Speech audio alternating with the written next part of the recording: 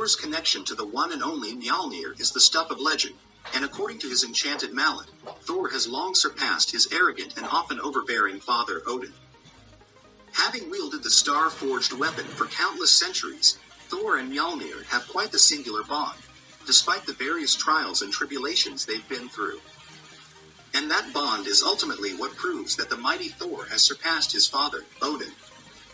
Avengers Assemble Omega number 1 by Jason Aaron, Aaron Cuter, and Dexter Vines features the infamous All-Father Odinar, the former wielder of Mjolnir itself, ultimately relinquishing the famed weapon of the gods. A million years in the past, Odin proclaims the tool to be unworthy of him, vowing to never wield it again.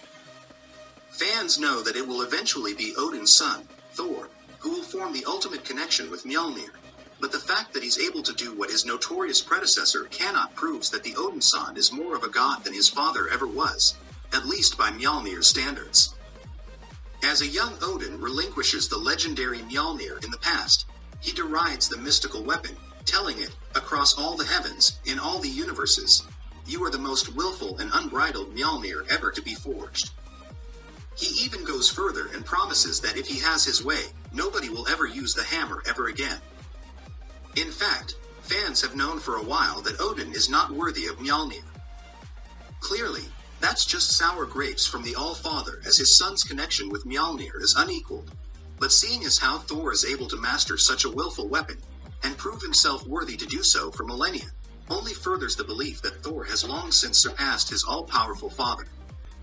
Indeed, as recently as Thor Volume 4 Number 1 by Jason Aaron, Russell Dauterman, and Matthew Wilson, Odin is no longer even worthy of lifting Mjolnir, let alone commanding it, thus failing his own enchantments.